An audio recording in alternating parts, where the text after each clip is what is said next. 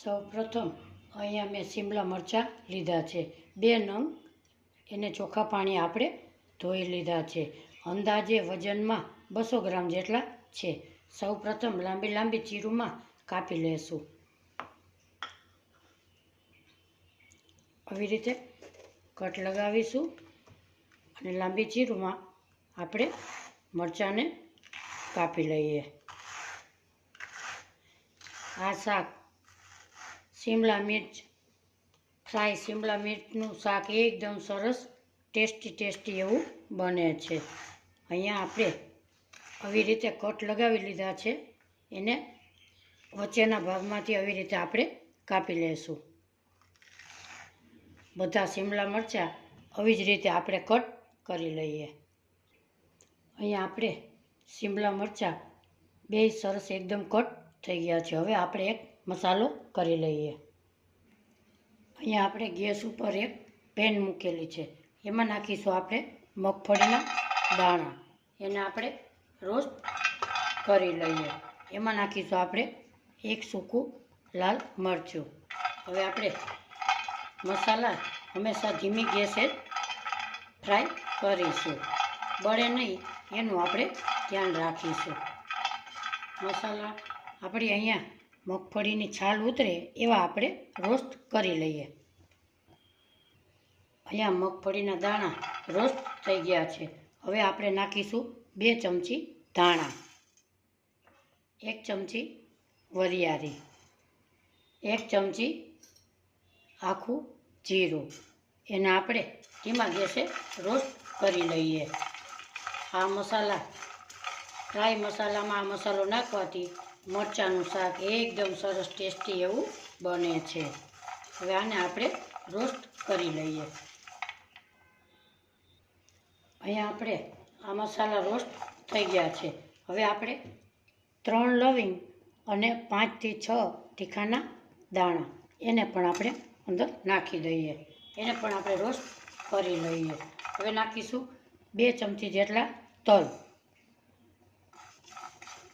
2 ચમચી ટોપરાનું ખમણ.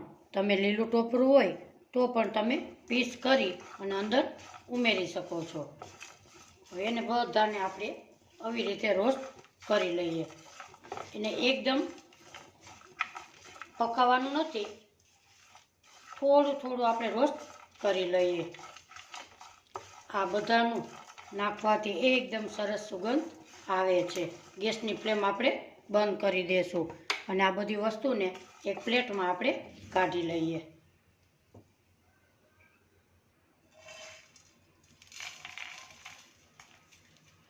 આ મસાલાને 2 મિનિટ ઠંડુ થવા દઈએ.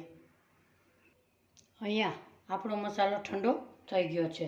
હવે આપણે મિક્સર જાર લેશું અને એમાં આપણે ઉમેરી દેશું. આ મસાલો એકદમ પીસવાનો નથી, દરદરો પીસી લેશું. હવે આપણે પીસી લેશું. અહીંયા આપણે બધો મસાલો દરદરો આપણે પીસી લીધો છે. હવે આપણે એનો વઘાર કરી લઈએ. અહીંયા આપણે ગેસ ઉપર એક બાઉલ મૂકીશું. એમાં નાખીશું આપણે 2 ચમચી જેટલું તેલ. તેલને આપણે ગરમ થવા દેશું. આપણું તેલ ગરમ થઈ ગયું છે. એમાં નાખીશું અડધી ચમચી રાઈ, અડધી ચમચી જીરું, થોડી હિંગ.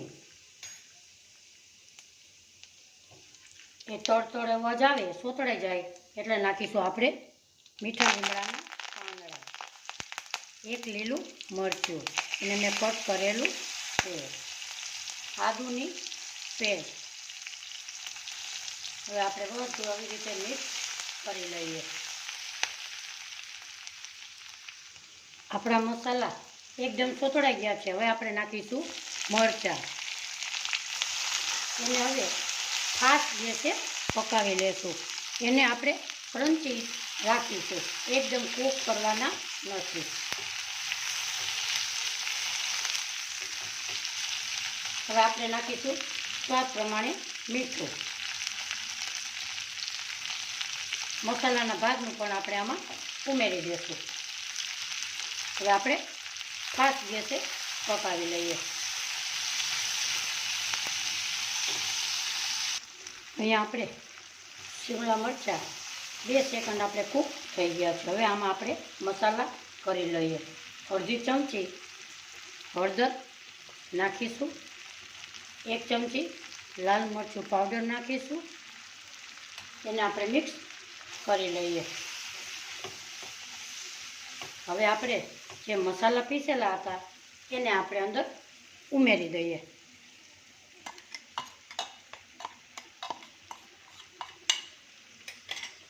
એમાં નાખીશું આપણે આમચૂર પાવડર અડધી ચમચી.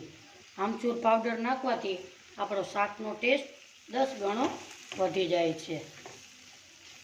હવે આપણે મિક્સ કરી લઈએ. આ શાક બહુ ટેસ્ટી એવું સ્વાદ ભરપૂર 5 જ મિનિટમાં બની જાય એવું આ શાક છે. શાક પંજાબી શાકને પણ ભૂલાવી દે તેવું બને છે. આ શાક તમે દાળ ભાત રોટલી સાથે તમે ખાઈ શકો છો. હવે આપણે ગેસની ફ્લેમ બંધ કરીશું અને આપણે સર્વ કરી લઈએ. આપણું શાક એકદમ સરસ રેડી છે. આપણું શાક એકદમ સરસ મસ્ત લાગે છે. આ શાક એકવાર જરૂરથી તમે ટ્રાય કરજો. ખૂબ જ સરસ બને છે. આ શાક એકવાર બનાવશો તો અઠવાડિયામાં 3 વાર જરૂરથી બનાવશો. આ શાક ફ્રીજ વગર 2 થી 3 દિવસ તમે બહાર રાખી શકો છો. બહાર જાઓ ત્યારે ફરવા પૂરી કે સાથે લઈ જઈ શકો છો. ખૂબ જ સરસ સ્વાદિષ્ટ લાગે છે. તમે પણ જરૂરથી બનાવજો અને મને કોમેન્ટ બોક્સમાં જરૂરથી જણાવજો આજની મારી શાકની રેસીપી તમને કેવી લાગી. ફરી મળીશું એક નવી રેસીપી સાથે. ત્યાં સુધી બધાને મારા જય શ્રી કૃષ્ણ.